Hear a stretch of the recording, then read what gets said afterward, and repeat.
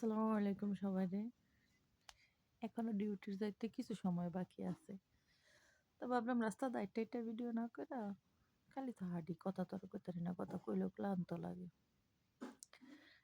আমারও একটা জীবন, হ্যাঁ? আলহামদুলিল্লাহ আমি জীবনটার অনেক সুন্দর উপভোগ করি। আম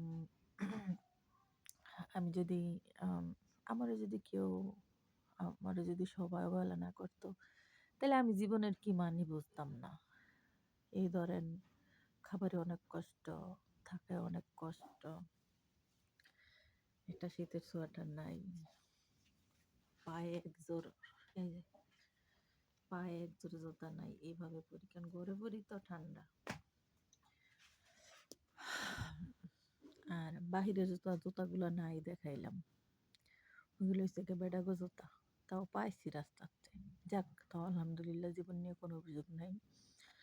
কিন্তু তাদেরকে ধন্যবাদ যারা আমার এই পরিচিতি শিখাইছে, যারা আমার অবহেলা করে নেই।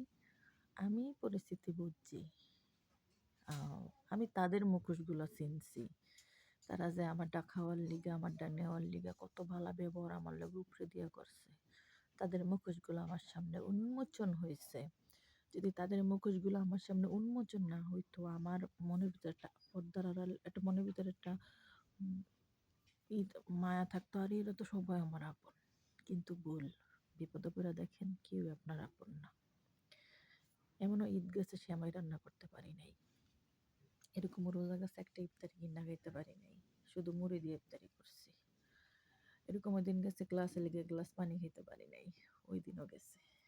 যাক, এখন একটা কাজে লাগছে আলহামদুলিল্লাহ। কাজটার বেতন হইল গিয়ে 8,000 টাকা, 3 বেলা ভাত দেয়, 3 বেলা ভাত না 2 বেলা। যেহেতু দুপুরবেলা আইসা পরি, বিকালে আর যাই না, ওনারা যাইতে না করে। ঠান্ডার দিন দুগা বিকেলে যে ভাত আনলে আমার গরম দুগা ভাত খাওয়া যায়, কিন্তু না করে, না করলে তার খাওয়া সরম বড় সরম। আমি দুগা ভাতের লেগে যাম, ওইটা বিষয়টা কেমন খারাপ দেওয়া যায় না। আলহামদুলিল্লাহ রুম ভাড়াও দিতেছি, নিজেও খাইতেছি, চলতেছি, ওষুধের বিলও লাগতেছে, কারণ একটা মানুষের সবই তো লাগে। চিন্তা ভাবনায় তো আর ভিতরে কিছু নাই, ওষুধ খাই ঠিক থাকতে হয়। দয়া করে আপনারা সবাই আমার সাপোর্টে থাকবেন, আমারে ভালোবাসবেন, আমার ভিডিওগুলো দেখবেন, একটু বেশি বেশি করে সাপোর্ট দিবেন।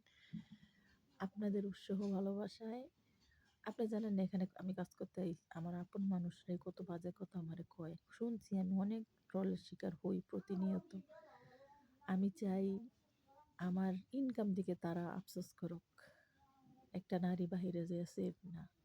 আমি যে জায়গাতে কাজ করি প্রত্যেকটা মানুষ আমার দিকে নজর, প্রত্যেকটা মানুষ আমার এইটা ওইটা বলে, লজ্জা লাগে দিন শেষে।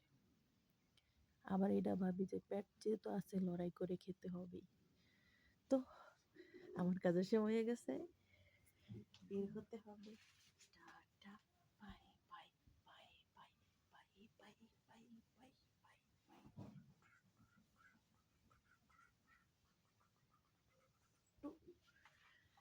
রাখি, ভালো থাকবেন।